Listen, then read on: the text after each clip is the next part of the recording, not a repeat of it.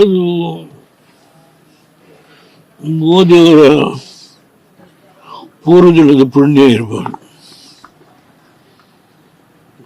ಅವರೇನು ಹಿಂದೆ ಶಿವನೂ ಪ್ರಾರ್ಥನೆ ಮಾಡಿರ್ಬೋದು, ವಿಷ್ಣುನೂ ಪ್ರಾರ್ಥನೆ ಮಾಡಿರ್ಬೋದು, ಅವ್ರಿಗೆ ವ್ಯತ್ಯಾಸ ಇಲ್ಲ. ನಾನು ಇಲ್ಲಿ ಆಂಧ್ರದಲ್ಲಿ ಒಂದು ದೊಡ್ಡ ವಿಷ್ಣುವಿನ ದೇವಸ್ಥಾನದ ಪೂಜೆ ಆಯಿತು. ಆಗ ಅಲ್ಲಿ ಕೂತು ಪೂಜೆ ಮಾಡಿದ್ದನ್ನು ನೋಡಿದ್ದೆ ನಾನು.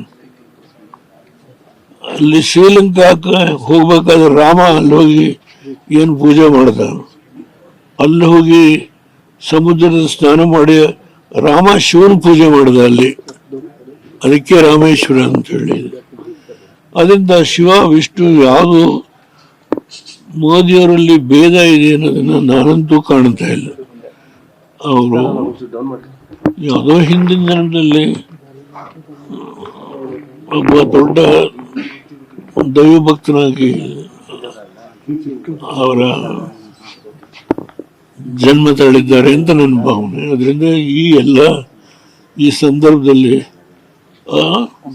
ಆ ಯೋಗ ಅವರಿಗೆ ಬಂದಿದೆ.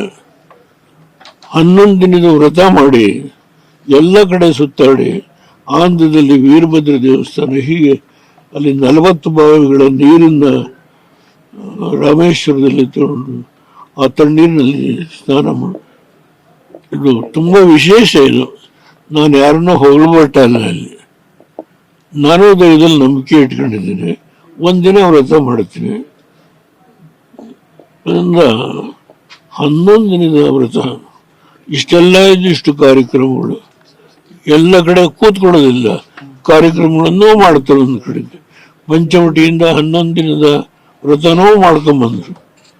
ಒಂದು ವಿಶೇಷ ಅಪ್ಪ ಸರ್. ಇನ್ನೊಂದು ವಿಶೇಷ, ನಾನು ಕರ್ನಾಟಕದ ಯಾವುದೋ ಒಂದು ಪೂರ್ವದಿನದ ಪುಣ್ಯ ಅವ್ರ ಭಾಗಕ್ಕಿದೆ ಅಂತ ವ್ಯಕ್ತಿ ಇವತ್ತು ದೇಶದ ಪ್ರಧಾನಮಂತ್ರಿಯಾಗಿ ವಿಶ್ವದಲ್ಲೇ ಒಂದು ದಾಖಲೆಯನ್ನು ಸೃಷ್ಟಿ ಮಾಡಿದ್ದಾರೆ.